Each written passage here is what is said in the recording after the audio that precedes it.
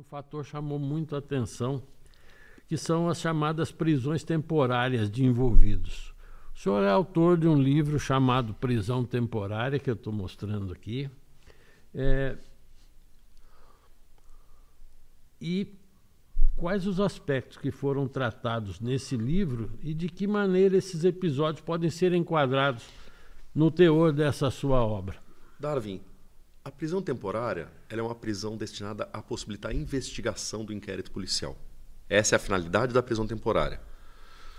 Na verdade, a prisão temporária, no nosso sistema, isso foi péssimo, ela foi muito utilizada, não só a prisão temporária, como a prisão temporária e também a prisão preventiva, para que as pessoas fossem levadas presas e que se obtivesse delas a chamada delação premiada, colaboração premiada.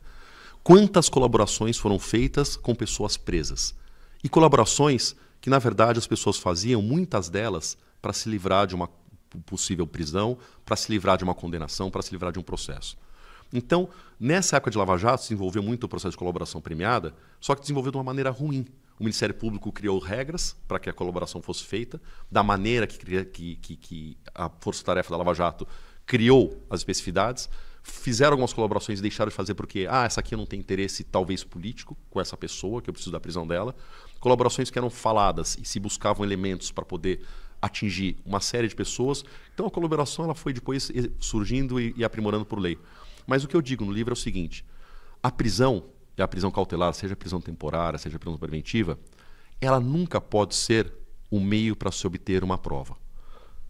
A prisão cautelar, temporária ou preventiva, ela não é antecipação de pena. Ela é uma medida que existe, está prevista em lei, mas ela deve ser utilizada em caso de extrema e comprovada necessidade. A regra do ser humano é a liberdade. Não é bem isso que a gente vê, o que está acontecendo hoje. Não é o que vê e não é o que viu na época da Lava Jato. E não é o que vê hoje, inclusive. Tá? Inclusive em questões do Supremo. A prisão não é cautelar, que é a prisão temporária, ou até a prisão preventiva, são as duas cautelares que existem. Ela não é antecipação de pena e não pode jamais ser utilizada para qualquer outra finalidade, senão aquelas previstas na lei. A prisão temporária é para permitir uma investigação. Acabou a investigação, acaba a prisão temporária. Ela tem prazo curto, de 5 dias. A prisão preventiva, ela existe para evitar que a pessoa altere provas, para evitar que a pessoa fuja se tiver comprovada a demonstração que ela vai fugir, para garantir a ordem pública quando ela está querendo causar tumulto ou praticar novos crimes. Então, essa é a finalidade da prisão preventiva. Geralmente uma consequência da outra, né? Elas são em momentos distintos, não são consequências, são finalidades distintas, mas muitas vezes uma vem em seguida da outra. Tá? A prisão temporária hoje, depois da alteração do Código de Processo Penal, que a prisão preventiva é permitida, inclusive, durante inquérito policial, que antes não era permitida, a prisão temporária perdeu um pouco a força e o uso. Se utiliza mais aí de prisão preventiva.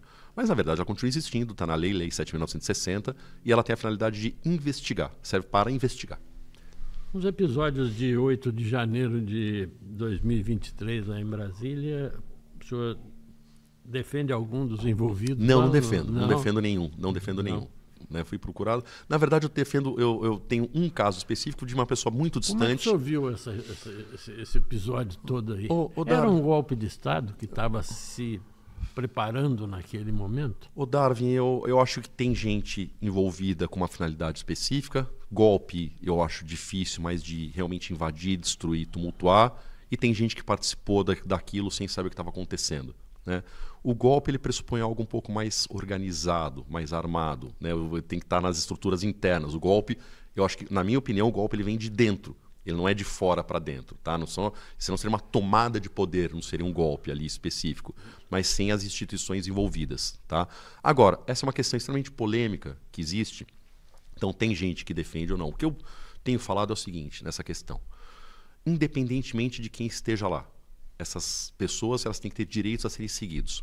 E o mais importante, e o que me incomoda, é que os advogados que estão atuando nesses processos, eles não estão tendo preservadas as suas prerrogativas.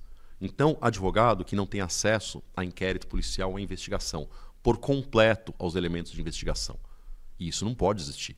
O próprio Supremo Tribunal Federal tem uma súmula vinculante que diz que todos têm acesso a todos os elementos de prova integral. E tem gente que está lá presa e que até hoje não teve acesso às provas. Tá? Então existe coisa nesse sentido.